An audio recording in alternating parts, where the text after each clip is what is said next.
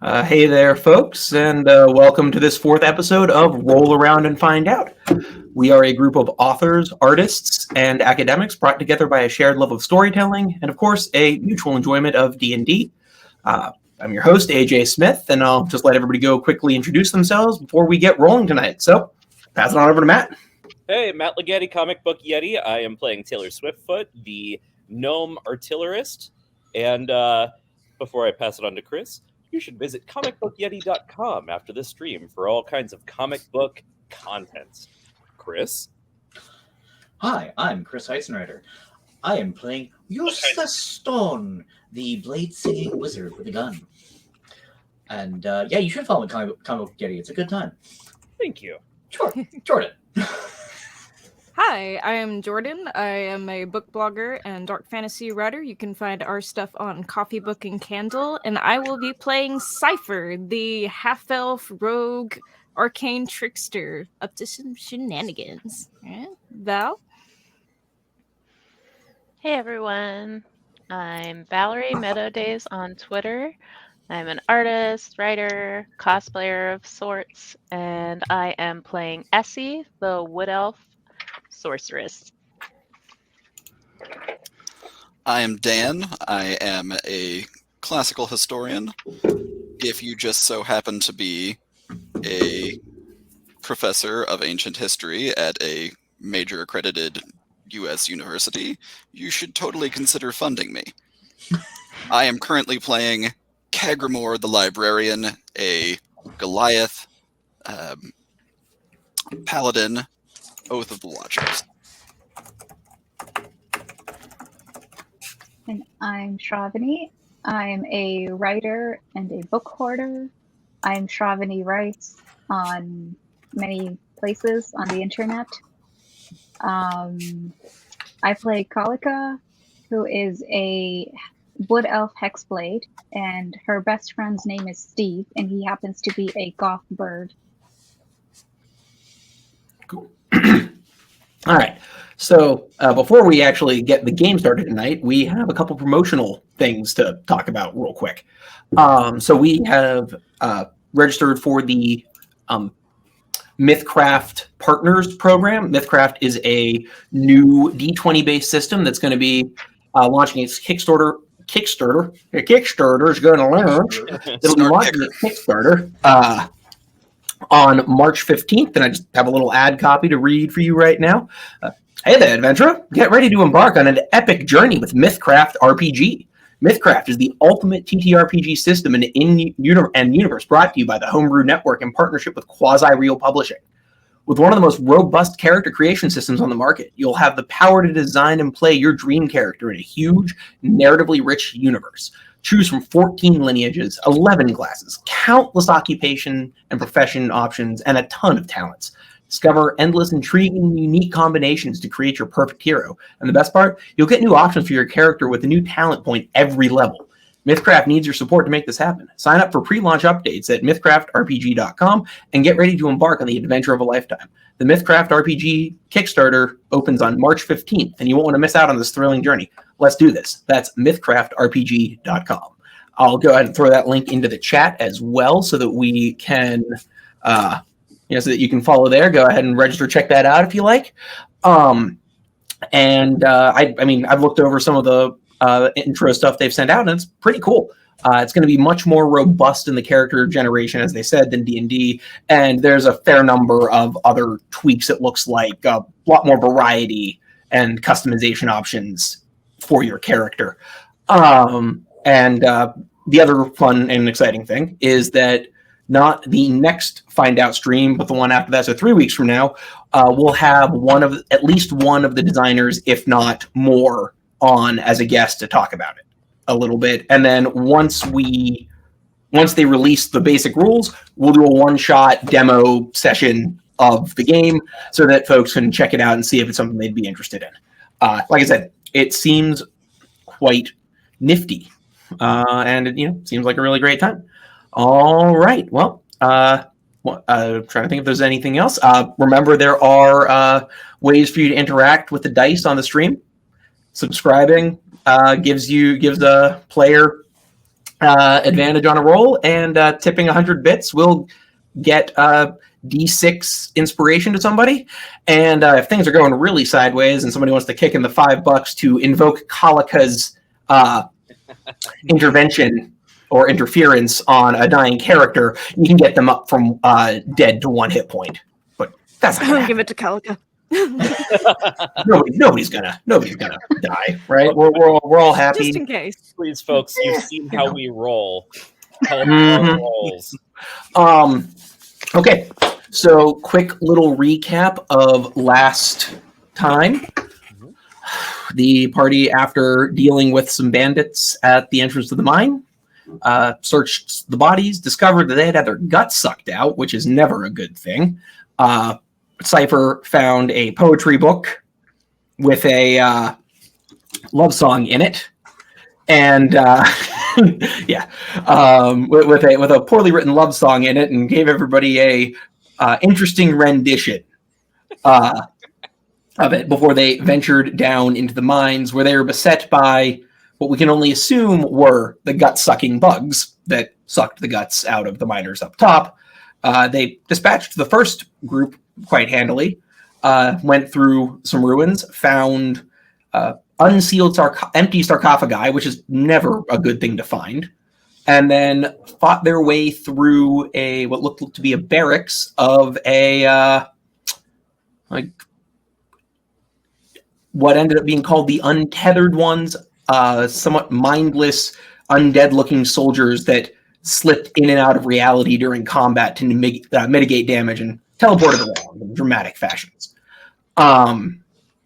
So that was the Oh, and then they found the people they were looking for. The other archaeological expedition, consisting of Sylvanus, a rather snooty and unpleasant elf artificer, his bodyguard, a Minotaur fighter, as well as Phil, the Wargong enthusiast that was very excited to see Essie, and of course Professor Benedict, who Kaghrumor was looking for, who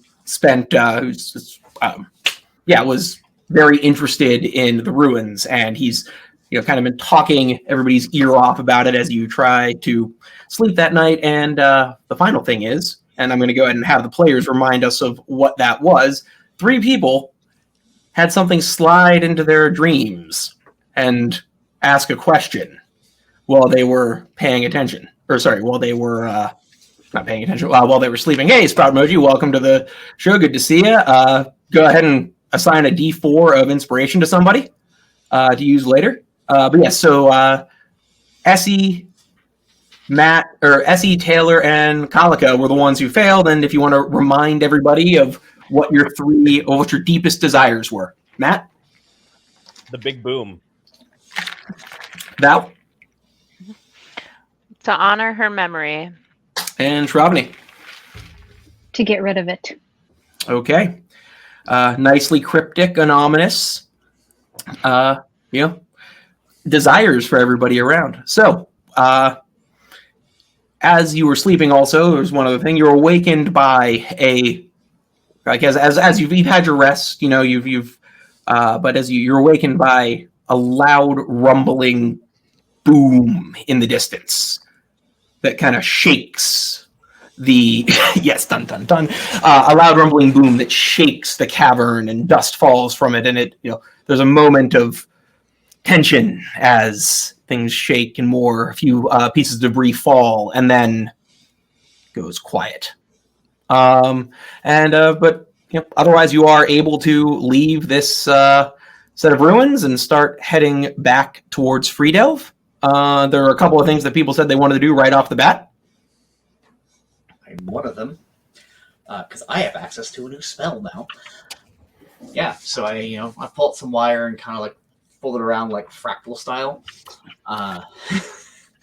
and I cast Sending to Eustace's sister, and I'm just like, "Hi, we found the group heading back to Freedelve. You all okay?" I think you owe us a drink. Okay. There's a moment of silence as you get the sense that you've connected to somebody, essentially. Yeah. And then a few seconds later, you hear your sister's voice in your head. You hear Sigrun saying, "Found a lot of bugs. Big one, too. Brought the cavern down on it. Analia's hurt pretty bad. So is Martin. So is Winston. But we're all out. We're heading back." And that's, she might have a word or two left, but that's the, yeah. So, and actually, you know what? Go ahead. As you're heading back, also, Professor Benedict hands a couple of hands like a set of notes around. I've shared that with a few people that were going to be more interested in it as you're heading back, just so you can review. Can get an idea of what he's found down in the depths. And he's kind of just, enthusiastically chattering along about how he's never seen anything quite like this. You would expect art. The Kaghrumor were very artistically oriented people, you see, and so they would cover their everything with motifs of their gods. You would always expect to see, some sort of deity. And when we get you into the Shaft 3 ruins, which are the main ruins that we've been exploring, you'll see that, there are these beautiful depictions of dragons and demons being dragged from the sky by grasping vines and fae, to show the dominance and supremacy of the fae over the other Kaghrumor gods. It's all very, but here, when he gestures around as you're leaving this place, there's absolutely nothing. It's barren. There's no artistic merit to any of this. It's very strange indeed. He's kind of happily rattling on, and Steve kind of just huddles close to Calica. He's usually he's flying around, ranging a little bit. Just kind of huddles like next to her shoulder, and as affectionate as he has ever been to her, just kind of, "I don't like it down here. Let's get back to the sky, please. This place is creepy. Let's go." And then the other thing is right. So while you're all out, sun's risen and it's still a crisp, cool day. You're able to exit the mine without any real hassle. Sylvanas approaches Cypher as he's kind of going through his pack, and he pulls out a small lockbox and shows it to her. "You were quite handy getting that mechanism undone down there. I have not been able to get the trick of this one. Would you mind giving it a shot?"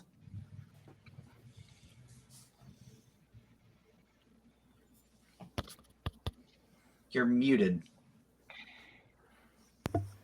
Okay, how about now? Yep, you're good.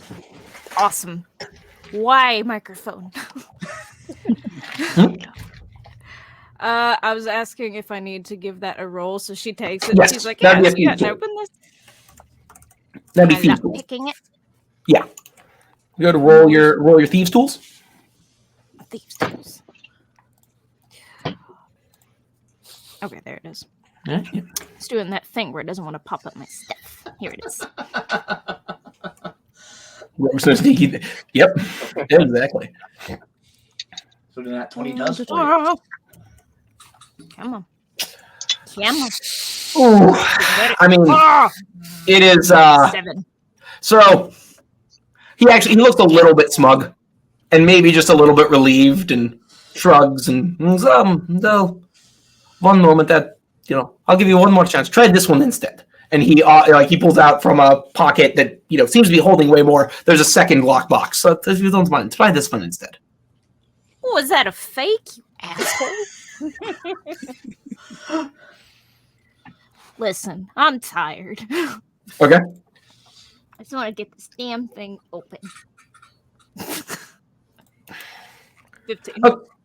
15. That one, you feel like you've got an idea of how the mechanism works now, and if you had a couple of hours and everything to sit down in a quiet place, you could probably trip it, but it's not budging for you. And he just, again, he's like looking a little relieved. He's like, "I'm quite skilled with locks, and I would have been a little concerned if you would trip that so easily. So we'll talk to Analia when we get back. I'm sure she will be able to open it.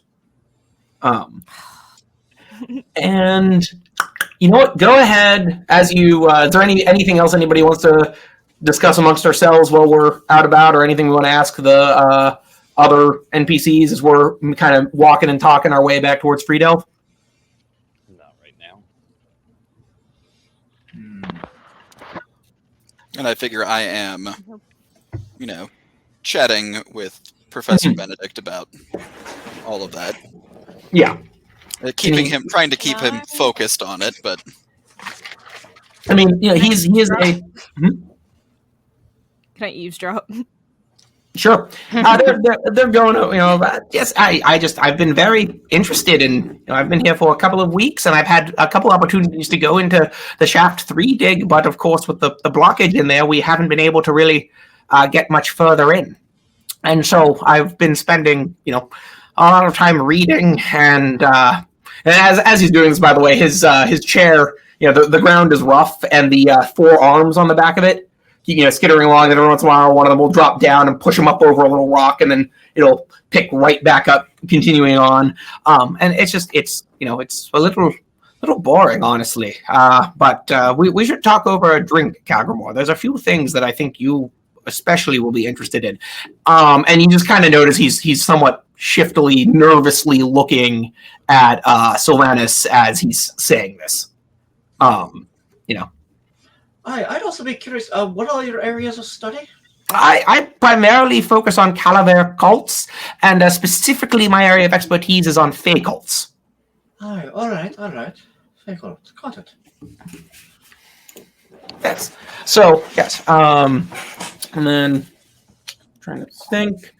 And Phil's with us too. Yeah, Phil's with you. Can I just be chatting up Phil? Maybe Yeah, not about hi. war gongs, but Yeah. Oh my God! And now that you're outside, by the way, he opens up a bag again, like this is very clear, like arcane symbols all over it, and pulls out not just the portable war gong you're used to, but he pulls out a big one that's got wheels on it. And he's just it's yes, let us celebrate our freedom. Sorry, let's celebrate the fact that we got out of the mines alive, and just echoes out through the mountains, and you can maybe just see in the distance on a peak a little bit of snow breaks off the tip, and there's nobody over there. We're not ruining anybody's day. It's fine. Everybody's awake. It's fine. so Oh, not just a man, war Phil. gong, but a siege gong. Exactly. See, so did you know that this one actually was used in the siege at Sun's Crest to keep everybody awake for 62 hours before they gave up and surrendered? that's incredible. I know. She's just jotting these notes down in her journal. Yeah. Still And then processing what happened.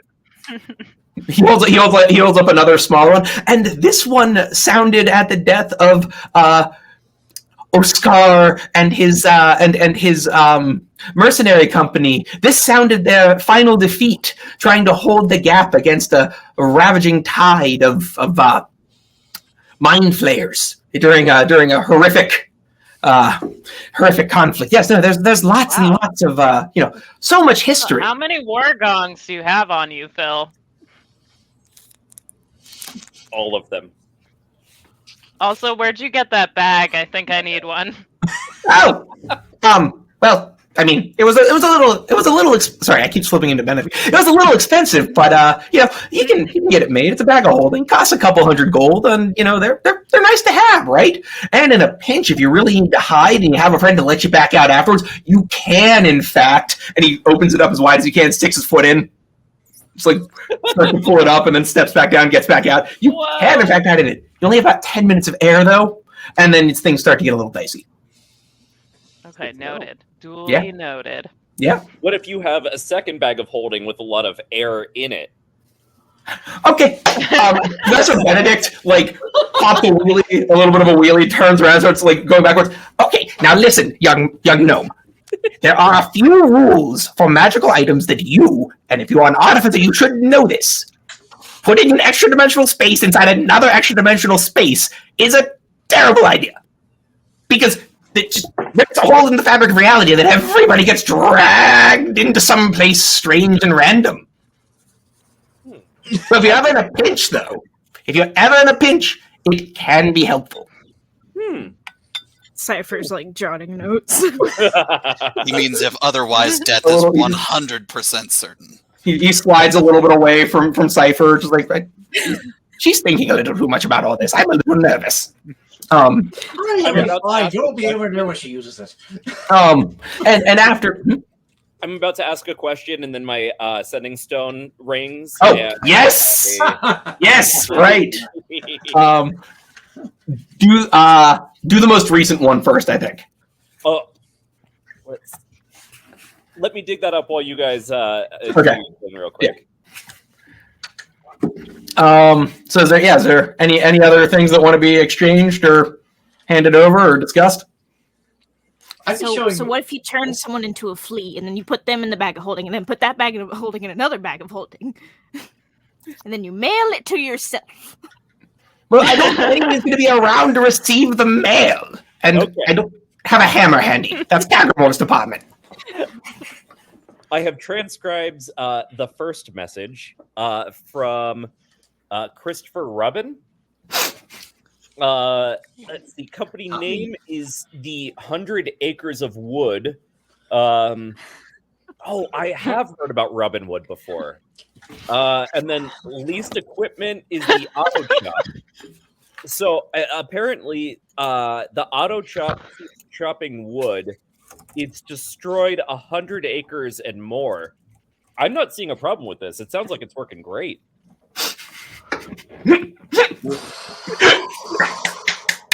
Thank you. Sounds like user error to me. That's right.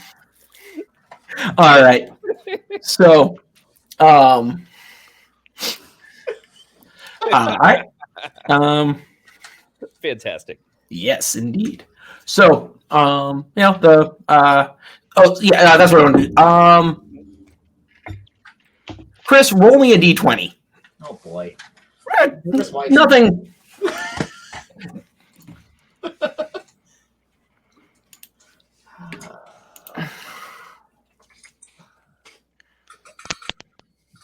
Four. Okay. No, it's fine. It's as you make your way back into town, and you see a few minutes looking like they've gotten there a few minutes ahead of you. The group of Brianna, Winston, Martin, Porst, and oh my god, why am I blanking on the last one? And there's also a wolf with them. Oh, and Sigrun, of course, Sigrun. And there's actually a pair of wolves with them. One of the wolves looks a little hurt. And as you see, it kind of stands up on its hind legs, and then the fur falls away and shifts back into the huge form of Analia. And you can just see that one of her arms is just completely mangled. Oh. And she's looking a little bit woozy. And likewise, Martin is limping a little bit on his on one leg, and Winston looks as though he's just been put through the ringer. There's acid burns in all of his clothing, and everybody looks a little scuffed up. But Sigrun turns and kind of gives Eustace a nod. Welcome back. I was wondering if you were going to beat you. I was wondering if you were going to beat us here, but good to see you back in one piece, and I'm glad to see you found. And she points at the other people, at the rest of the group. And Analia just kind of shambles over to Sylvanas. Did you find it? Sylvanas nods and shows her the power thing that you guys actually like. I found it, and we also found 2 of these, if you wouldn't mind. And he pulls out the 2 lock boxes that Cypher couldn't open, and Analia just looks at them for a second, and then takes a key off of her belt, just unlocks one, pulls it back out. You can hear the mechanism unlock. Takes it out, goes to the second one, puts the key in the lock, turns it, pulls it back out. Just making this face the whole time. I mean, do you wanna like see? Are you trying to see what's going on? Yeah, I'm watching very All right, closely. give me an investigation check. Okay.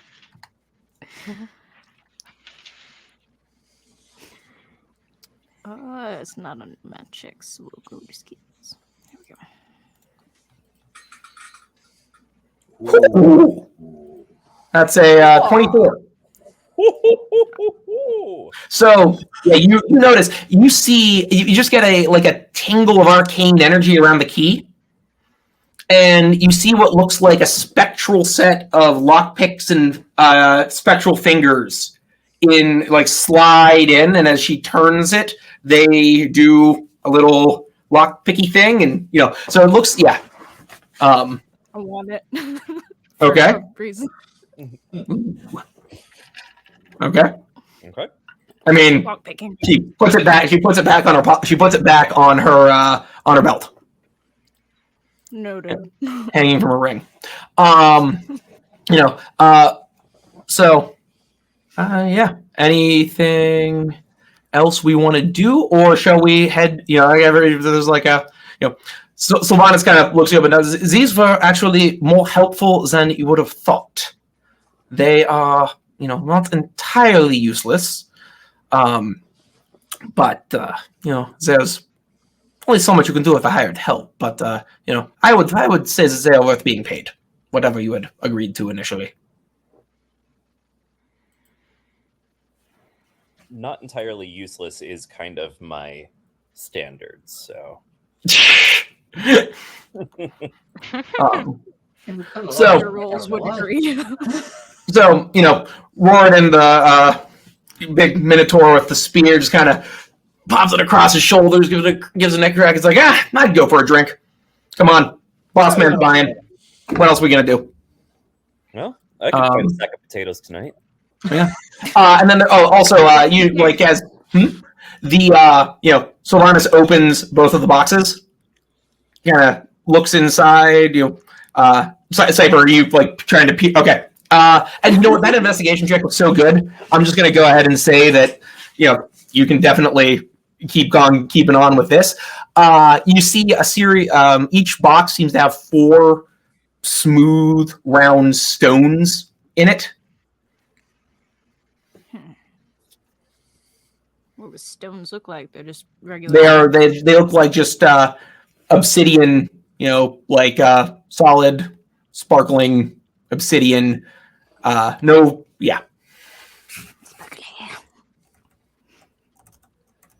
Okay. I'm assuming they don't want me watching, so I'm just kind of hanging back. I mean, there's a little bit of them trying to be, a little sneaky about it, but Analia seems pretty confident, and she turns and rubs her arm a little bit. It's going to be a little while until I'm fully back to myself here. But thank you for finding my employee and my friend. Perhaps if you would come to the lodge for dinner tomorrow night after I've had a chance to, give me 2 nights to clean up. 2 nights and I'll get cleaned up and we can, have a little bit more of a chat about what's actually going on here, and I can maybe provide a few answers if Sylvanas is able to crack a few things for us. Sound good? That's all of us, right? Mm-hmm. Yeah. Well, yes, no, all of you, of course. I wouldn't dream of not. Yeah. Would any of them like a little bit of healing? I mean, did you? Are you? Yeah. Are you offering? Yes. Okay. That would be quite nice, actually. I know Martin's leg is pretty beat up. We weren't able to get any sleep. The bugs. There was a couple of big ones, and strangest thing, everything looked like it was it's like a hive of them down there. They're swarming, but the bits and bobs of structure we were able to see, it looked like it was made out of metal. Troubling. I mean, we fought some of them and some weird people in armor. Didn't see any people. Didn't see any people. No, we just and then Sigrun, as so Kaghrumor, you go and do the healing and get the worst of it, and she kind of rolls her arm, and Martin straightens out his leg, and Winston thanks you with his for his healed up acid burns, and Winston just shakes his head. Yeah, well, Sigrun here decided to drop the whole cabin on him. It was a great move of hers, actually. Whole lot of dynamite, but bad news, of course, is that Chef 7 is no more. As anybody planning to get any mining done over there is not going to be able to get any money out of that. Whole thing's been collapsed. Well, at least we took care of the bugs. It sounds like that was already the problem, except with gut-sucking insects. Well, there is that. But a couple. We didn't actually get a chance to see what the big ones could do, but there was some real nasty-looking ones in there. Well, good job standing up to them. That really took guts. Well, yes, it did. I have them. And still. the group immediately. I just got fucking potatoes. Okay. So. All right. So yeah, everybody. It's about midday, a little bit, afternoon. Yeah. Oh, sorry. Real quick, did we deal with Cypher and Essie? The note. Oh, the song. Yeah. I probably walked up. I probably just held it out to her at some point. Here, I'm done with this. You can have it. It seems interesting. Oh, okay. Thanks, pal. All right. So yeah, back to the pub, as it were, and Tessa is there, ready to take drink orders, and she looks decidedly relieved to see everybody. Cassie, the half-orc who was sick, is over in one corner, and then Gus, the bouncer, in another, and the bard, Evelyn, is up on the stage, playing her violin a little bit, and Cassie's hacking up a lung and looking decidedly,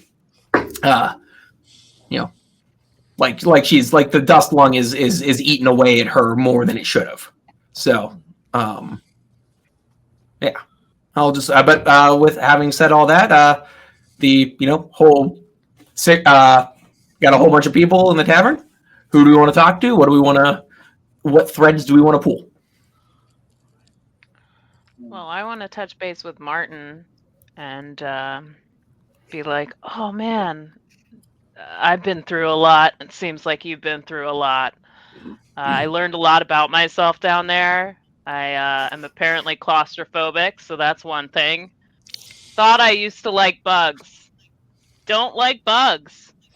But I'm glad you're okay, buddy. I saved a half a sandwich.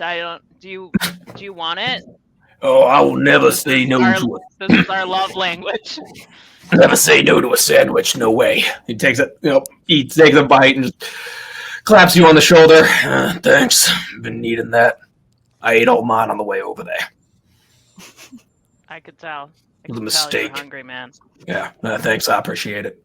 And he kind of gestures, and Tessa brings over drinks for everybody, and yeah. So, Matt, are you okay? Matt, you froze for a second. So there's there he is.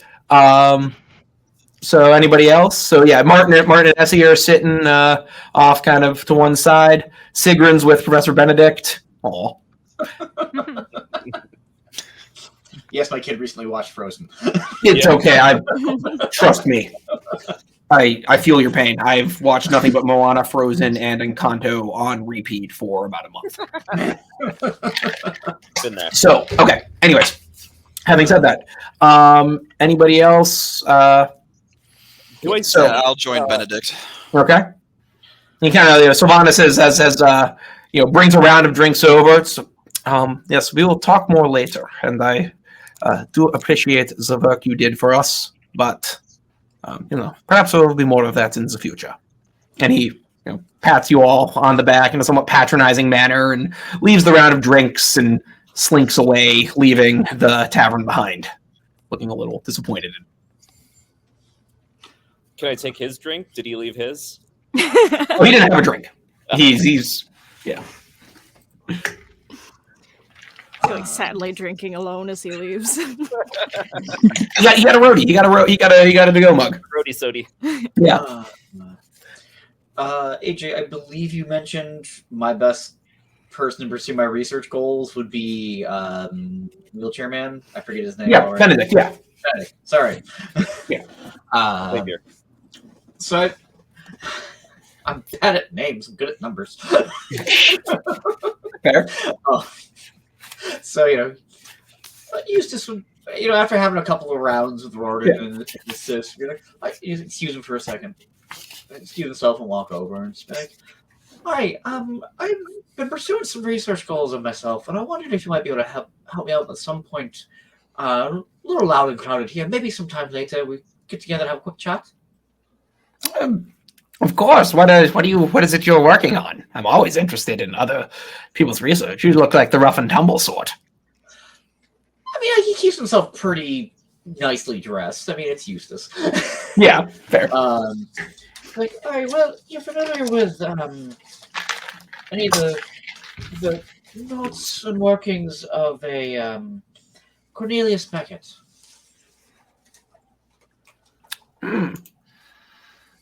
I know the name. Aye. And it's time magic. Yes. Yes. I'm not looking into the whole paradox bullshit. That's a terrible idea. It is. I don't want to do any of that shit. But there's some other applications that can come out of it. And I just pull out, one of my bullets, and I kind of put it on the table. He does some interesting things with, phrase and smells, and I found some nice ways to use them. As probably a testament to us being able to find you guys. That's quite fast. He picks it up. Like, this is excellent craftsmanship and work. I'm quite impressed, honestly. You've extrapolated several things out of his work on freezing moments in time. This is excellent. But what is? I mean, you seem to have. This seems stable. What is it that you want to do beyond this? They only last so long. I have to keep making them every day. I can't, just. Well, Mass perhaps production is more of a problem. I see. Well, perhaps. Maybe we could find one of his 18 volumes on recursion. They're all the same, but there are 18 of them.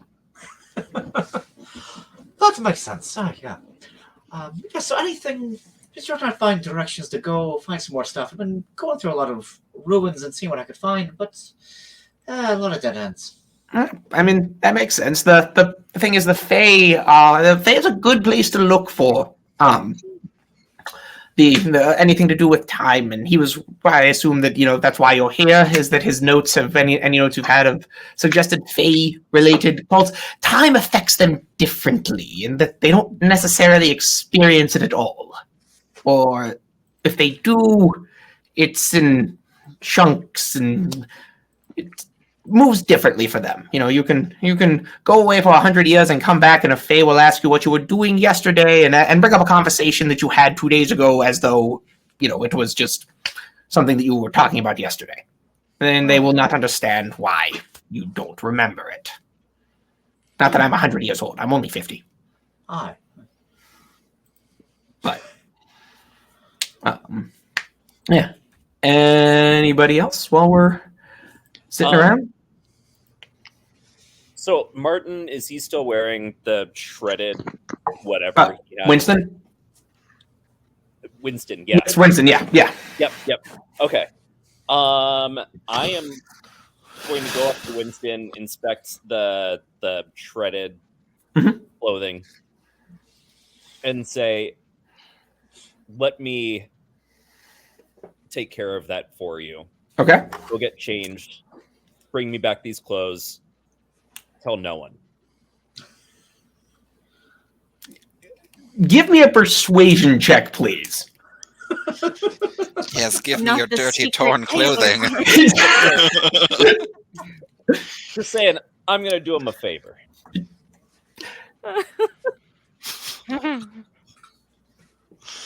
You know, he's had a Keep long him for the day. offering. He shrugs out of the duster. Now you bring this back to me in one piece, and if there is anything missing from the pockets, I will, just do a thorough search of your person to find them. And that I will make more holes in you to make sure that you did not stick them beneath your skin. Are we clear? We are clear. You have nothing to worry about. I find that hard to believe. He just looks over. He kind of looks over at you. You have been keeping some strange company, my friend. All right, I'm gonna go up to my room and. Okay. Yep. All right. So that's you. Yep. Germany. Can I get an investigation check? It's kind of random. What are you looking for? But my uncle. Like any sign? Yeah, sure.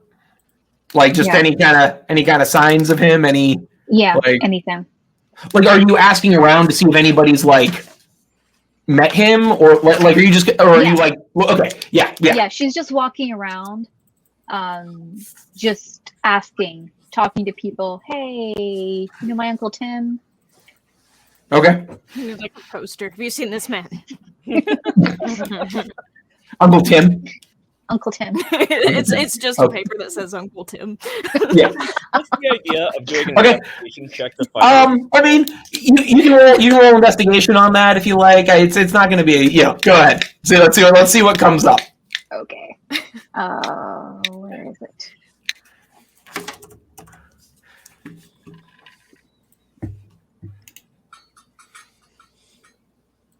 Okay.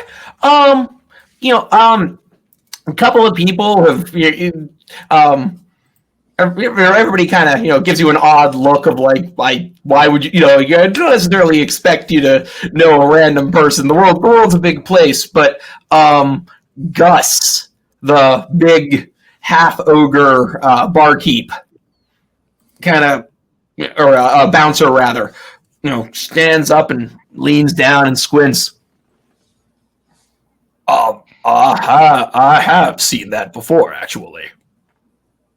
You know my Uncle Tim? I mean, a man who looks very much like your Uncle Tim, at least. Do you know where he went? Is he here? He is not here. Last I saw him, Matt!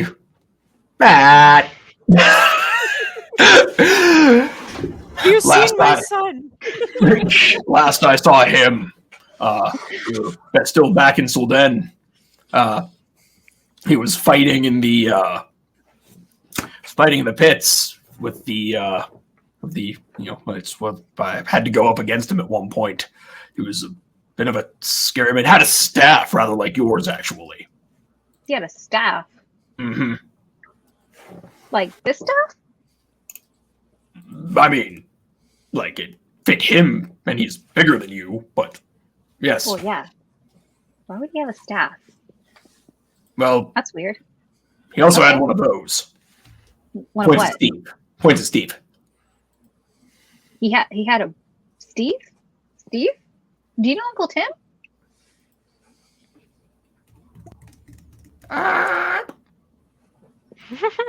Okay, I think he's drunk.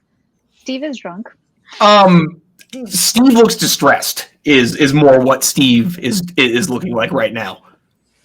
What's wrong with you, Steve?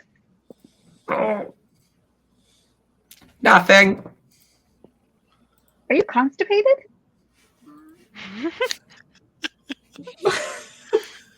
Oddly, yes. In fact, that's a good way to put it. That's a really good way to put it.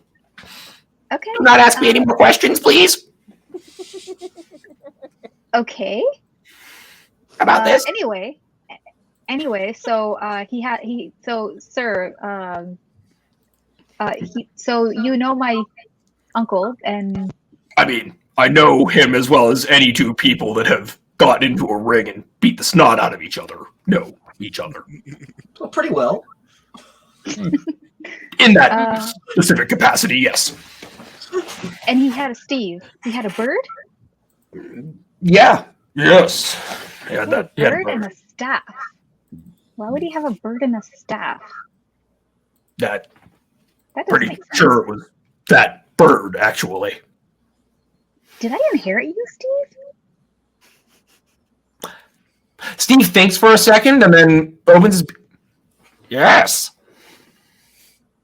Huh. Okay. Did I inherit the staff too? Is this a family heirloom? Huh. No.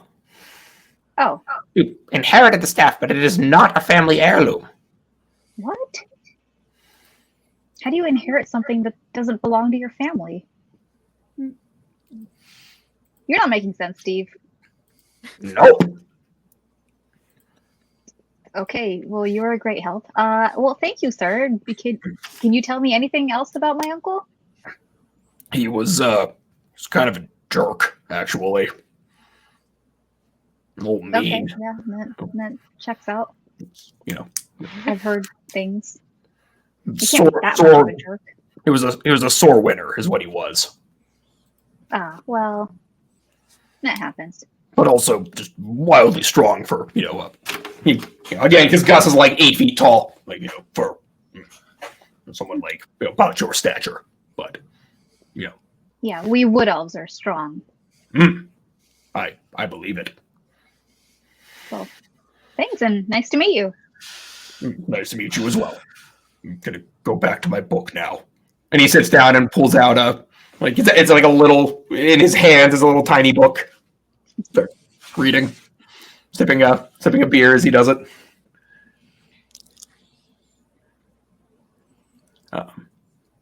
And I'm just talking to Steve, like, Mhm. you're definitely drunk or something.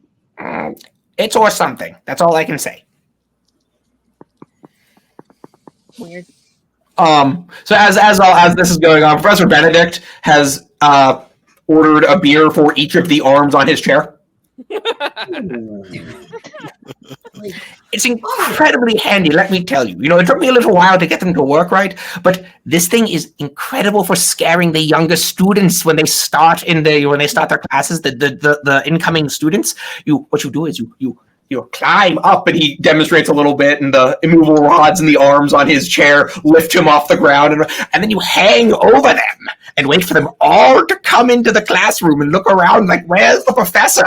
And then you explain to them from on high that a good archaeologist always remembers to look up because you never know what's going to fall on your head.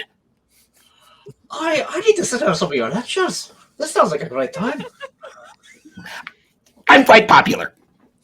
My classes fill up very quickly. But he kind of gives Kaghrumor a little bit of a wink and says, "So have you smelled any cranberries lately?" Do not mock me. My theories are sound. No, and he reaches underneath his shirt and kind of pulls it back a little bit. Oh, I did not mean to pop a button there. Keep tipping, and the shirt just keep but like shows like a tattoo on its collarbone of a rabbit's foot. I couldn't quite see the collarbone. Could you? But but he's got a little tattoo of a rabbit's foot on there.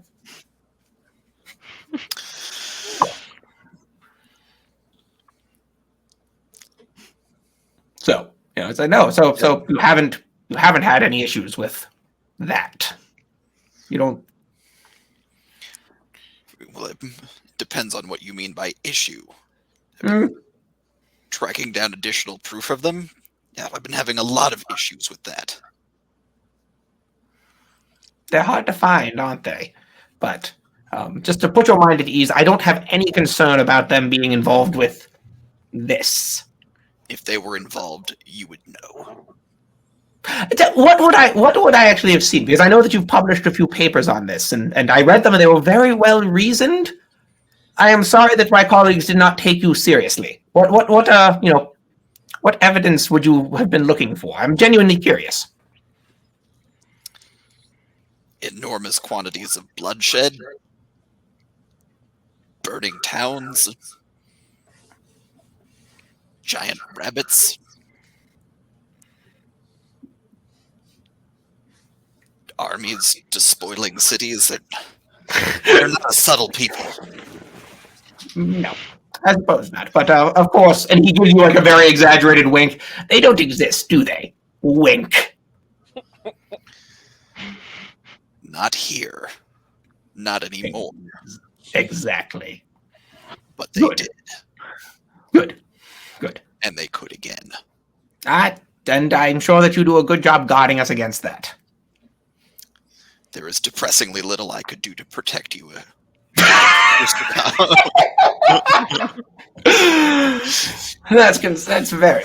That's very concerning. Okay.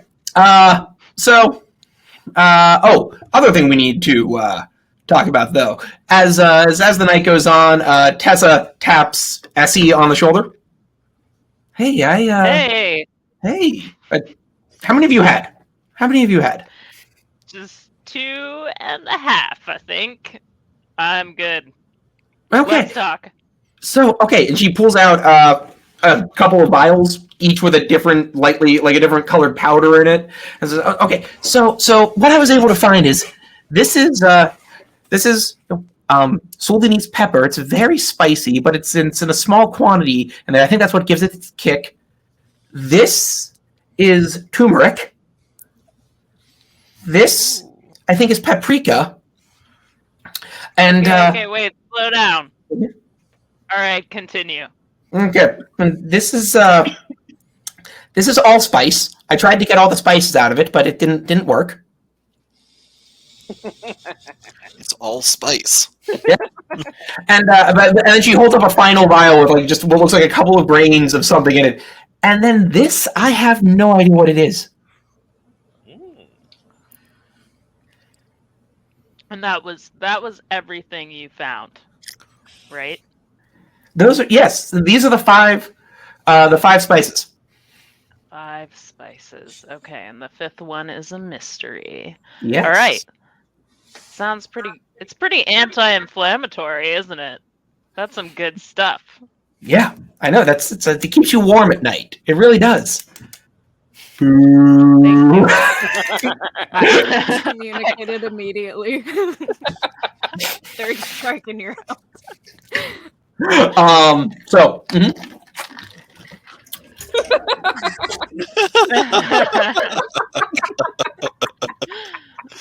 But which one is which?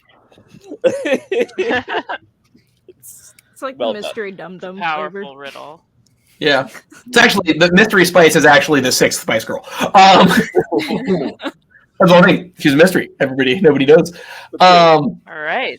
I'm on So- a quest to find the 6th Spice Girl. This sounds like something Essie would totally be It into. absolutely sounds like something else you would totally be into. Journal. She's the one who plays the Morgong. And by this point, Eustace and Sigrun are just sitting there, doing a big, jig.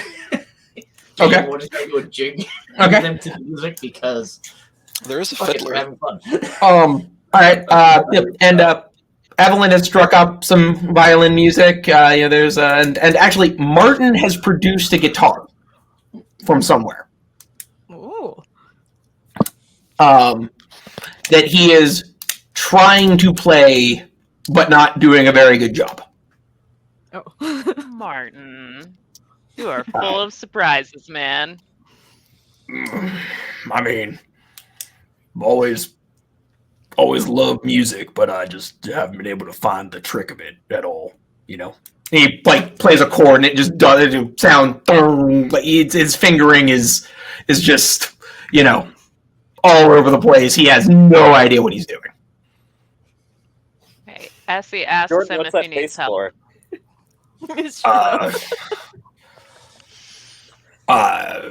I suppose I wouldn't say no. You're quite the skilled musician, but I was getting help from somebody, but I don't think he's with us anymore.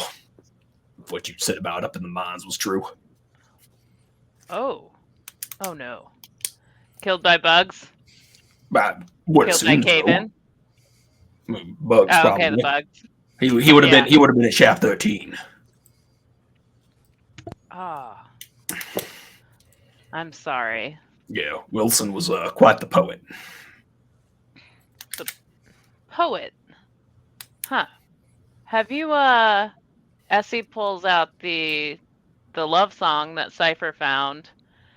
Do you think he would have liked something like this? Shows it to Martin. Martin snatches that out of your hand like lightning. If you like, or like he just like looks at it, looks horrified, goes pale, looks around, and just fucking grabs, makes a wild grab for it. Martin, what's going on, bud? You need to tell me. Also, I have that memorized. He looks around. And he kind of, how it goes. You meet someone, you fall for them, and then they just seem too good for you. Can't, I know exactly how that is. She's brilliant. She's clever. She's skilled scientist, and I'm a fucking hunter. Got nothing. Did you tell her how you feel? No, that's a terrible idea. Look at me. He gestures up and down, no way. Martin, you're a skilled fighter. You are an amazing chef. You're a great friend. You've got a lot going on, okay? You need to boost that confidence. Give me a persuasion check. Oh, jeez.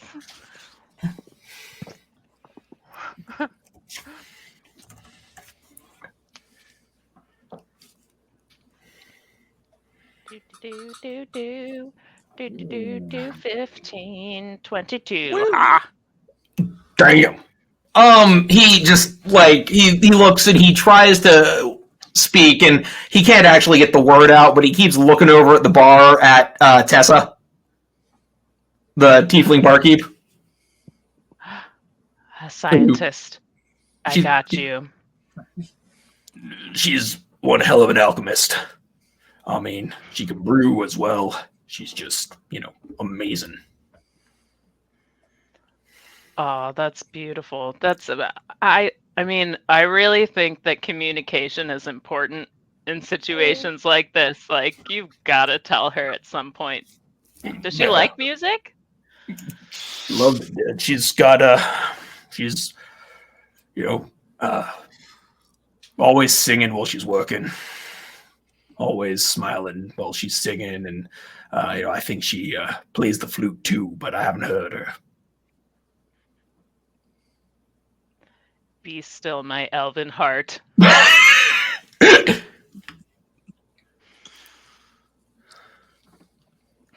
So man, I'm almost tempted to break out my actual guitar, but I will not do that right now. Oh, snap. I've got 3 right around the corner. I'm looking at them. Jam sesh. No. How do you even play 3 guitars? Well, you do one with the foot, and then you one hand each neck, and no. All right. So. Yeah, Martin has now just tossed back several drinks throughout this conversation. He's looking a little woozy, a little weepy. Don't say anything to her yet, please. I know you two are getting to be friends, but I'd appreciate it if you'd keep this a little secret for now. Yeah, I mean, of course. Thanks. You're a good friend. You can trust me. You're a good friend too, pal. Yeah. Anybody? Okay, cool. Pivoting away. Cypher, anything? Pardon me. You're working on? Did I see where Analia went? She's still in the tavern. Actually, she's kind of nursing a drink over in the corner. Okay, so I'm gonna go chill with her for a bit. Yeah. Can I help you? Slide. So, boxes you were looking at. Mm-hmm. What you got in them? I actually don't know. I'm not sure what they are. Sylvanas has been very excited and very interested in getting into whatever was stored down there. He didn't say what it was supposed to be. Just said that it would help me. Help you with what? She looks around and kind of looks out over, kind of nods out towards the totally barren land outside. This isn't natural or right. The Fae are supposed to come back even if even if their lands are despoiled and everything. Life is supposed to return at some point. And these lands have been barren for 1,000 years. And I was well on my way to figuring this out, and then they found the fucking gold mine, and my parents had to lease the land and try to bring money in, and now there's gestures at the everybody around, and it's no longer my little private corner of the world to tinker with. Almost figured it out. What did you find out? That again, the Fae can't be not necessarily. Sorry, I didn't necessarily figure it out, but I was getting through those ruins. I was making my way through the ruins over at what they've called, Shaft 3, and I found some blockage, and then we found that gold seam, and that's when it all kind of fell apart. Interesting. Any idea why they left in the first place? No, and that's the strangest thing. Those ruins are pristine. And they're not supposed to be? Usually, okay. So, and Professor Benedict could probably explain this far better than I can. But generally speaking, when a cult of the Kaghrumor people was conquered by another one, their temples were looted. Their artifacts taken back as trophies for whichever deity the conquering powers worshipped. None of that has happened here. Everything it's pristine. There's no signs of struggle or damage or fighting or destruction. It's, weren't so unsettling, it would be an amazing archaeological find. So you're saying no Fae have been here in 1,000 years? No. The whatever Fae was native to this, whatever Fae made their home here, has been long gone. Cypher's not going to say anything, but she's kind of squinting because they've met some Fae. Right, but remember that each Fae kind of is bound to a specific chunk of land. Mm-hmm. Like each Fae, yeah. So the Fae of this particular chunk of land that is known as the Desolate Valley, and that's why you had that very stark, immediate green, dead trees. Right, so yeah, anyway, that's that would make sense. That is something that Cypher would know as like a kind of how things work. Yeah, no, and there's whatever Fae deity was worshipped here isn't here anymore, but it doesn't seem to have been conquered by another cult. So what the fuck happened? Interesting indeed. I wonder if that's what your professor's working on. Did he give you your key? Oh no, this has been in my family for generations. What is it exactly? It's a key. Very magical key. It is. Interesting. Strong fuck off vibes from this. I mean, okay, but to be fair, tell me about your family's magical heirloom. Mm-hmm. Oh, heirloom. I mean, my family for generations. But I mean, you don't know if it's a general thing that one might just find. No. Where do you lock away this key? She, as she's doing this, she picks up a shot of what looked like whiskey and just kind of tosses it back and leans back in the chair. And the wolf that was standing next to her has kind of put its head on her legs, and she gives it a scratch behind the ear. She says, "Yeah, it's a family heirloom. Don't know what else to say." Oh, what's your family do for a living? Well, I mean, mostly just be nobles. As far as that goes, Nobility doesn't do, nobility is. Be gone, peasant. We have No, they, for that. they own the. I mean, if they're the ones who put the railroad in through here when the gold was found. They run the rail down south through Silver Vein and a couple other routes. That's the Carrick family. Yeah, but you're out here doing the work, getting in the mines. I don't see too many nobles doing that. I'm strange for my family. I'm adopted. Oh. I'm not sure how that makes you super different unless you were adopted later on. But yeah. What do I know about family? She kind of gestures at herself. She is 7.5 feet tall Goliath woman. The Carrick family is a cute and noble family. I tend to stand out at the fancy dinner parties. Let's just say that. Oh, what? People don't like you or something? I don't like people.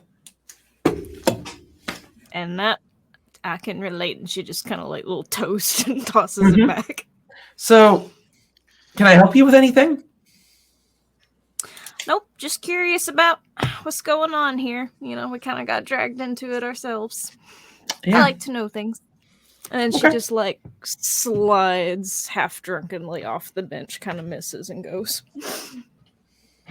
You just hear Analia scratch the wolf and just you just vaguely hear, I thought she was going to make a grab for the key. I would, but it's very crowded here.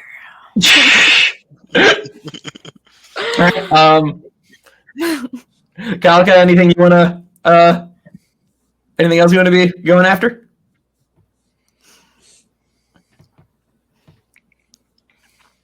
No. All right. So we'll pivot over to Matt. She's muted. Oh. No, I said no. I don't think so. Okay. She's Pivot on just over to kind Matt. of wondering about the. Okay. About the information.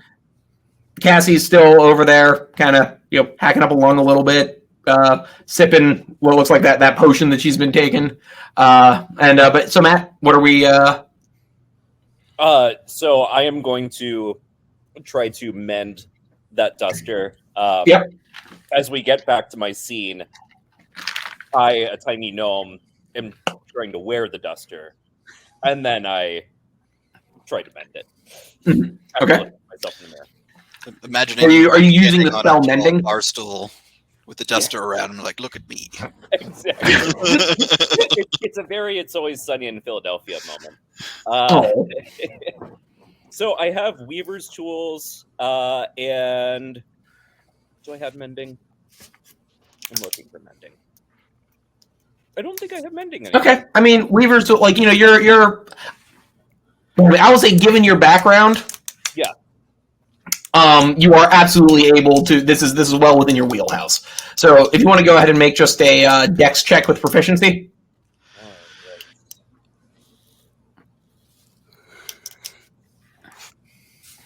Proficiency advantage.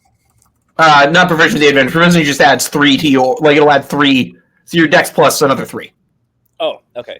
Yeah. Do I have that somewhere? I'm trying to. Or just add 3 after. And another 3. So 18.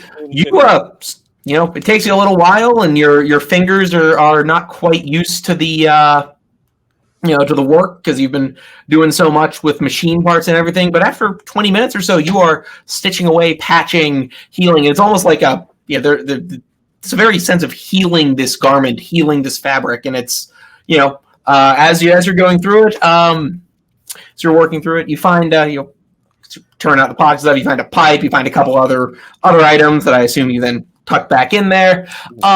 Spare bullets for Winston's gun.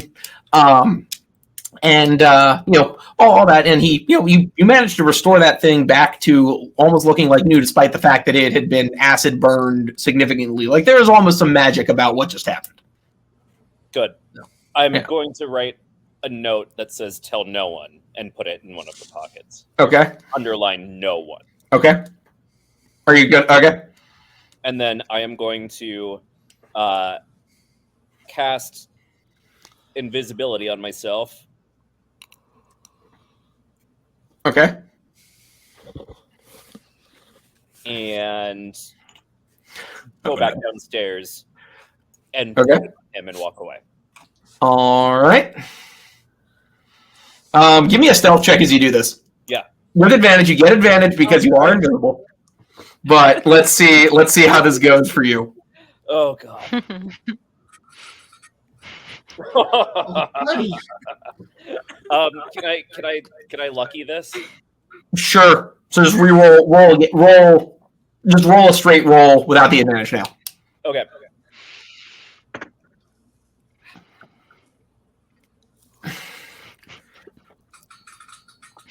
Hey! I did it. All right, so it's a crowded tap room. 18 was the result. It's a crowded tap room. You make your way through, kind of moving around, dodging Tessa as she's running drinks out, and almost getting stepped on by Gus as he lumbers over. But you were able to, and you hang it, you put it next to him, and Winston just kind of, thank you. That's pretty impressive, actually. Good job. Pulls the note out. You're a strange little one, ain't you? But shrugs into it, kind of gives it a little, tug. Feels good. Thank you. Appreciate it. So, bye. He goes back to a drink. Well, bye. Fuck off. So, man. and also actually, as this is going on, Winston has made his way over to Cypher. Just, sits down across from her, and so you bring back any souvenirs from your little excursion? Well, if I did, why would I tell you, Winnie? I honestly don't even care. I just wanted to know if you were still up to your old tricks, but just be careful. I just, you seem like you might be trying to work with somebody consistently for a while. Just don't fuck with that Solanas. He's dude's got some shit going down. Oh, you know something I don't? He just scares the fuck out of me. How so? Been hearing things coming from that lodge house he and Analia are staying in. Mhm. Smells terrible too. There's some strange experimentation going on in there. Does strike me as a shady type and not my type of shady. Noted. Yeah, but if you took anything that didn't belong to you, as I know you all want to do, I would make sure that he don't find out. Oh, of course not. I don't trust anybody on principle. Good. I appreciate that. I understand that, but just watch your back, Cypher. Oh God. You watch yours.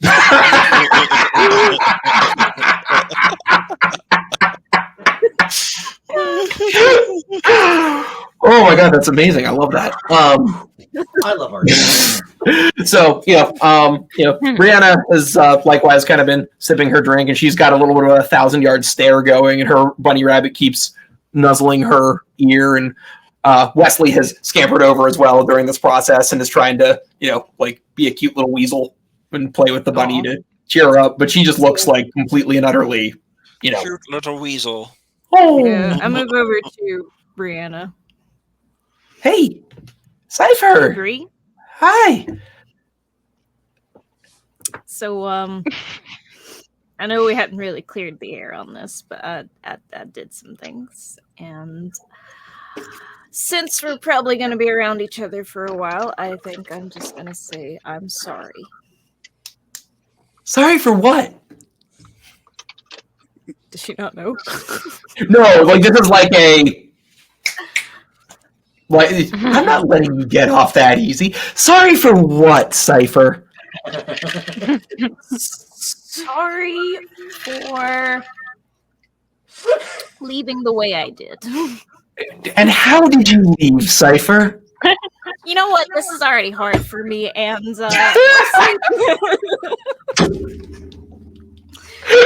tired. She kind of gives you a little nod. I know that was hard for you. I appreciate it, though. This is me trying and failing, and I'm gonna get up to bed now. All right. So yeah. Any other conversations? Discussions? I wanted to quickly say happy birthday to Writer's Block. Oh, hey! Happy birthday, Writer's Block. Woo! Happy birthday, Happy Writer's Block. birthday! Essie's just trying to show Martin guitar chords and stuff. Okay. And yay! And is trying to is looking at the song lyrics Okay. with him, just Okay. quietly trying to Okay. sort of doing that in the corner. Give me a performance check. Like not that you are actively performing, but there is an element of like teaching and performing to the like you're kind of trying to teach it. So Okay. give me a performance check. Yeah. Okay. Hold on. Yeah, there's an element of that with this. Oh, It's a struggle. Yeah. You're not really used to teaching people. Like that's not really, you haven't done a whole lot of teaching, especially of this, especially of the guitar. You're doing musical theory, but not like you're well versed in numerous instruments, but the guitar is not yours. So, but he's still appreciative and he's kind of working his way through it. And just, the melody he's got for the song isn't quite right. The cadence is off. Like he's really, the heart is there. This is decidedly earnest. And maybe the lyrics are even a little sweet, but this is not his strength. Okay. Well, Essie's still trying to help him with the melody a little bit. And just, Yeah. Yeah. Cool. All right. All right. Kaghrumor?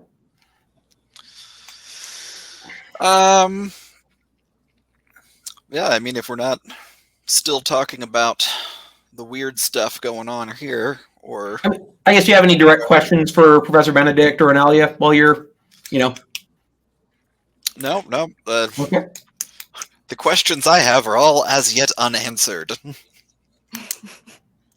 Okay. Actually, Professor Benedict has a couple of as the evening goes on, he kind of gathers everybody over. So I just wanted to get everybody's thoughts on those. I believe they were called the Caracane, the shifting guys. I've never seen anything like that, and I was wondering if any of you had.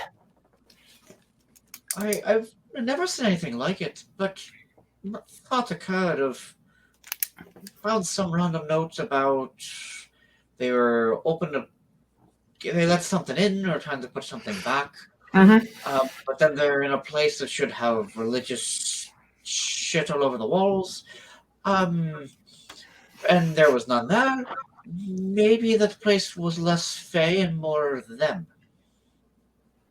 That's honestly, I think that you might be onto something there, especially with the reference to them being untethered. They were certainly extraplanar. I was able to abjure them. That is definitely interesting because they are parts of them, at least from what we saw, are decidedly human. But there is some strange influence at work on them that is, it's almost as though their souls are not fully attached to their bodies anymore. Did they put a bag of holding in another bag of holding? He scribbles that down. And if you look at what he's writing shove gnome in bag of holding, drop bag of holding, into bag of holding, run. Cypher's like, where'd you get my notes? You may consider telling him yes, or else. Fear for what will happen when we acquire 2 bags of holding. It's very strange. It's and Cannot rule that explanation out, Taylor. They accomplish this. We're just gonna break the game. And then he also, as he's talking about this, and then the things that were in those tanks down there look nothing like the bugs or anything. And I don't, the Yasmulus. Does anybody know what that word means? Anybody want to try history? Anything? Yeah, I'll try history. Okay. Might as well. Or comprehend languages or anything? I'm gonna try arcane. I don't know if that's Arcana? Okay. I got a 17 in history. Oh, that pivoted right there for Cypher. I got a Wait. 15. I haven't. Oh yeah, well, sorry. That was Eustace. Sorry. Yeah, I got a 15. Let's see. Oh, I'll try history too. Okay. Oh, this is actually very, and it's actually, you know what? I'm gonna go ahead and give you have a situational bonus on it as well, just because of your codes. Like your time spent dealing with the deciphering codes and everything, and what you remember hearing about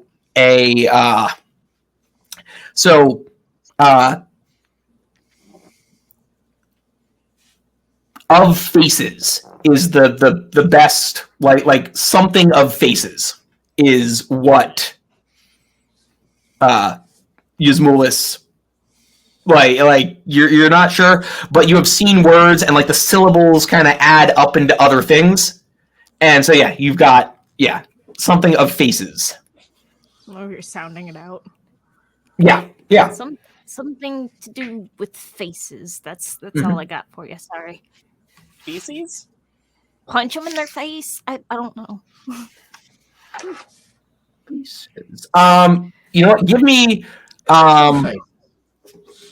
one more Arcana check, Jordan. Okay. We're gonna Double down. double down on it. Yeah, it's like Benedict takes a look at it and then scratches out a few letters underneath it, and he's like, kind of. Oh no. Can I use one of my cogs to give a bonus on that roll? Yeah, that would double your proficiency Okay. modifier, so that would give you double expertise. So that would give you another 6 for 18. Would that be enough? It is. Okay, I'm using it. Stealer of faces. Oh. I don't like that at all. Take that back. No. Take that back. You want to tell me why cog? You want to lend a little bit of a story? Do you have any idea of why this particular cog helped you figure this puzzle out? Do you want to? Dealer of, I feel like I'd need more context. I probably saw something in one of the tombs or ruins that I've been to a couple years ago, maybe. Okay. Maybe like somewhere similar to this. Saw some depictions that were similar to what we saw. Maybe it's with me. Oh, you know what? I'm going to give you a little bit more. You do remember seeing depictions of those things. Mm-hmm.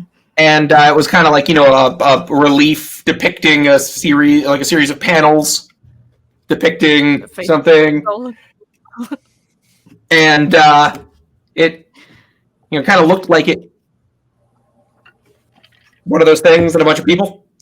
And then the thing looking like it's turning into a person. And then a bunch of people with a face scratched out. Like with the faces kind of scratched out. It's like a how-to manual. And I haven't mentioned this before because I don't know. No, but I mean, there's a lot going on. You have so much, you've been so many places and traveled so far. You've got a lot going on. Yeah. So, It seems like the kind of thing you might want to scrub out of your brain. Yeah. So after seeing that, she remembers and she's like, oh, that's not good.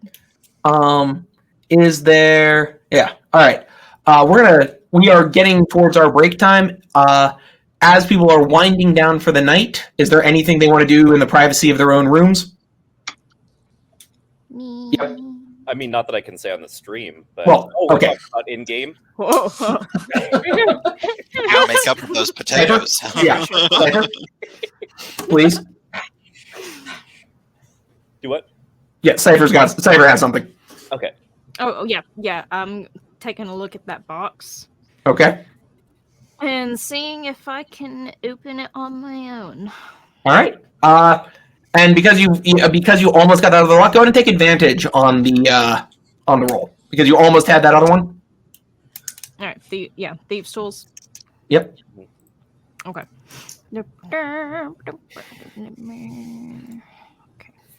We'll pull it up. Come on. There we go. Perfect. Well, 18. That does it. There's a. Oh. It pops open, and there's a sound, like as though air has it's like you're popping a seal off at the top of something. That's and inside are witches. What? Preserved sandwich. It's like no. Unfortunately, you have not found Essie's dream of an ancient sandwich to devour. Okay. No, inside is a. There are 4 look like rubies about the size of your fist, nestled in a not velvet, but like what looks like a cloth thing. Okay. Closing it again. Okay. Wait, no. No, I don't want to touch it till I know it. Well, actually, can I inspect it and see if I know anything about these? Yeah, go ahead. What check would that be? I'd say I mean I don't know, probably give me just a raw intelligence check. Just intelligence, okay. Just intelligence.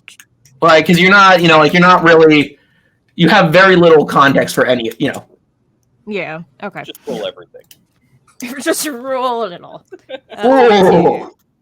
Very smart this time. Okay, you pick it up and you feel like a slight arcane, or like as your fingers kind of get close to the ruby, you can feel like a slight arcane, bzzz, like something there.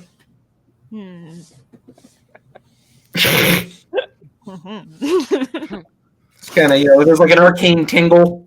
And you notice also as you're kind of looking around the box, it was sealed before. The seal will not like the seal that hissing sound you heard was kind of the seal releasing, and if you were to close it again, it would not reseal. Well, this is always fun. All right, don't you cause me any trouble now. Slides it back into her pocket dimension. Oh. Okay. Oh no! Don't know. Okay then. That was never good.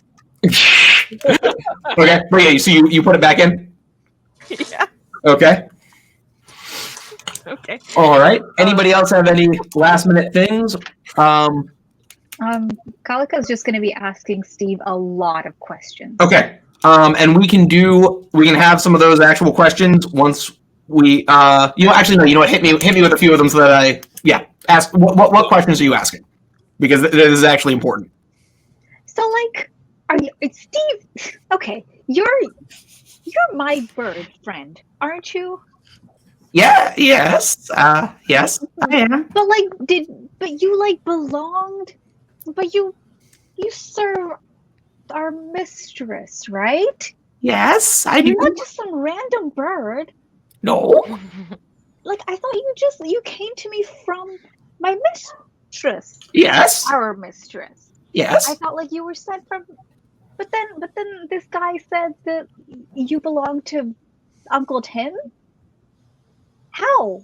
That makes no sense. Did you like belong to Uncle Tim and then die and then get reincarnated and then get sent to our mistress? What happened?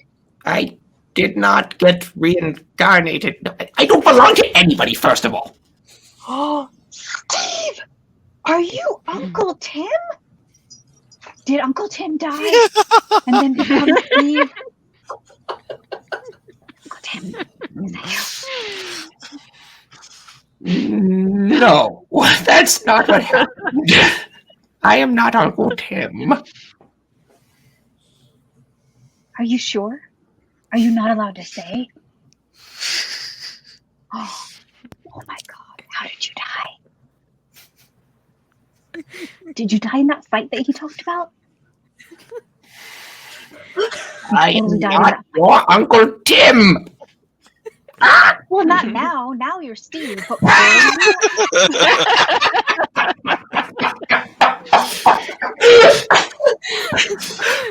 I feel like by morning time, you're just gonna have gaslit this poor psychopomp. Just gonna start calling him Tim now. I am the voice of her dark mistress. I am a servant of death. I am not some mortal stuffed into a bird suit.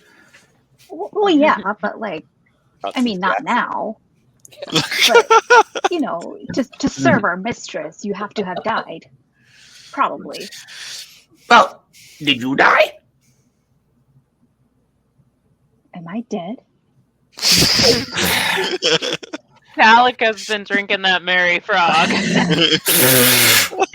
Steve just Steve just going to protect. Okay. AJ we will is take our not in break my now. Travelot. But the final thing I need everybody to do before we take our break is I need everybody to roll a charisma save, please, as you settle down for the night. All right. No Fae in this area, huh? Desolate, huh?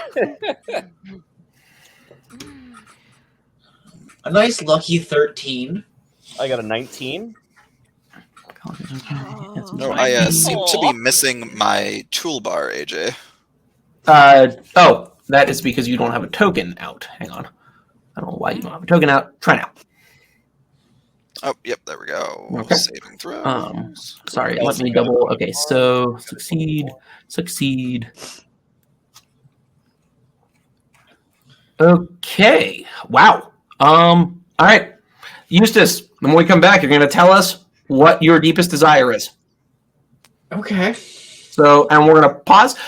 First off, we're going to have a message from this week's sponsor, Thick Muriel's Wood Fire Pizza Buffet and Crematorium. Oh, wait, hang on. I got to do that. No, that's under brand. Here we go. Okay. Folks, I apologize. All right. So, I need to pay off my back taxes, so I need to be making more money from my restaurant, so I'm making a fucking commercial. I don't want to be making a fucking commercial, but here we go. I'm gonna need y'all to get on down to Thick Muriel's Crematorium and Wood-Fired Pizza Buffet. It is the most delicious fucking wood-fired pizza buffet anywhere you've ever seen. Plague doctors get in free on Thursday nights if you bring 3 bodies to fuel the buffet. If you come in, you try to make your funeral pre-arrangements, and you make funeral pre-arrangements at the crematorium, and then you go in and you have pizza, you get 40% off of that pizza. All of our pizza is made with 100% real pork sausage now because some guy called the health department and we had to make some changes, okay? This is the best fucking pizza you're ever gonna have, alright? Just get on down here. Someone get me another vodka! Thick Muriel's Crematorium, and for the record, that is my wife. That's who I live with, the mother of my child, and also that is Dr. Thick Muriel. She is, in fact, has an MD. So, but now that we've done that, we're going to go ahead and pivot over to our actual plug for another show, Critically Stupid. They are on YouTube and mostly on like Spotify. There, they do audio only as well. But we're gonna go ahead. They gave us a little. What's going on, everybody? My name is Alex, and my name is Diana. And we are 2/5 of Critically Stupid, a comedy Dungeons & Dragons podcast with new episodes every Friday on YouTube and wherever you get your podcasts. If I had to pick, I'd probably say my favorite NPC in the show is Sean the gorilla, who I decided in the moment wears pants, a waistcoat, and spectacles. Diana, who's your favorite NPC in the show? My favorite character is Captain Dave Starsong, because in my head, y'all, he's fine AF and makes me feel a certain way. If you'd like to experience Diana red-faced and sweaty in real time, catch us on YouTube, Apple Podcasts, Spotify, or wherever else you enjoy that sweet, sweet content. You can catch updates on our Twitter @CritStupid. Come watch me glisten. I love that this is going to be audio only. So, listener, you're going to have to take my word on it. She's real good looking. All right. Well, lovely people. Their podcast is pretty funny. So definitely go give them a subscribe on YouTube if you're interested. All right, we're going to reconvene, let's say at 9:45. All right? So we'll take a little bit of break. I'm going to hit that ad break button.